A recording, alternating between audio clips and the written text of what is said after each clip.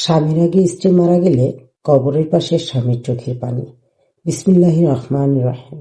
সমস্ত প্রশংসা সেই মহান আল্লাহর জন্য, যিনি জীবন দিয়েছেন, মৃত্যু নির্ধারণ করেছেন আর ভালোবাসাকে পরীক্ষার মাধ্যমে বানিয়েছেন। দরুদ ও সালাম বর্ষিত হোক আমাদের প্রিয় নবী মুহাম্মদ সাল্লাল্লাহু আলাইহি সাল্লামের উপর, যিনি আমাদের শিখিয়েছেন ভালোবাসা কেমন হওয়া উচিত আর ধৈর্য কাকে বলে। প্রিয় দিনী ভাই ও বোনেরা, আজ আমি এমন একটি বিষয় নিয়ে কথা বলবো যে বিষয় শুনলে শক্ত হৃদয় ভেঙে যায় আর চোখের কোণে অজান্তেই পানি জমে ওঠে। ভাবুন একবার, যে নারীটা আপনার জীবনের অর্ধেক ছিল, যার সাথে হাজারো স্বপ্ন বুনেছিলেন, যে নারীটা আপনার ক্লান্ত মুখে হাসি এনে দিত, আর সে নিথর হয়ে শুয়ে আছে কবরে, আর আপনি একজন অসহায় স্বামী হয়ে তার কবরের পাশে দাঁড়িয়ে আছেন। চারপাশ নীরব, কেউ নেই, শুধু আপনি আর আপনার চোখের পানি। আপনি কি জানেন এই চোখের পানিই হতে পারে তার জান্নাতের পথে যাওয়ার এক বড় কারণ? প্রিয় ভাই ও বোনেরা, ইসলামে স্ত্রী শুধু সংসারের একজন মানুষ নয়, স্ত্রী হলো আল্লাহর পক্ষ থেকে দেওয়া আমানত। রাসূল পাক সাল্লাল্লাহু আলাইহি সাল্লাম বলেছেন, দুনিয়া হলো সম্পদ, আর দুনিয়ার সর্বোত্তম সম্পদ হলো নেককার স্ত্রী। সহিহ মুসলিম।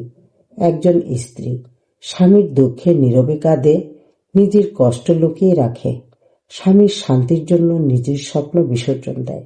আর সেই স্ত্রী যদি স্বামীর আগেই দুনিয়া ছেড়ে চলে যায়, তাহলে সেই শূন্যতা কেউ পূরণ করতে পারে না।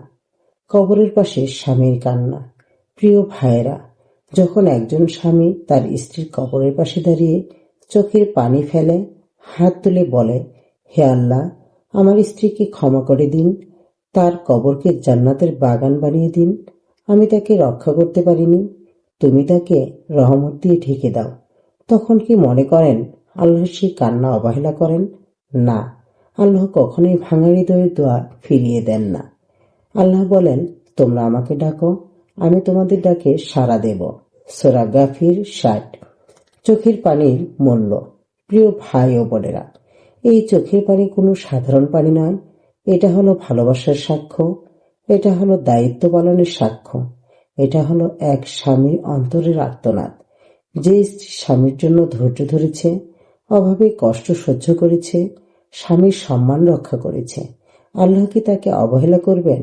ইনশাল্লাহ আল্লাহ তাকে জান্নাতে সম্মান দেবেন। জান্নাতে পূর্ণমিলনের আশা। হাদিসে এসেছে, নেক আমলকারী স্বামী স্ত্রী জান্নাতে একসাথে থাকবে। আর যে স্ত্রী কবরে ঘুমিয়ে আছে, কাল কিয়ামতের ময়দানে উঠবে, তার চোখ খুঁজবে সেই স্বামীকে যে স্বামী তার কবরের পাশে কেঁদেছিল।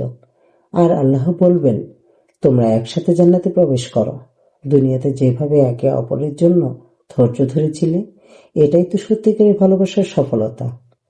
শিক্ষা ও উপদেশ।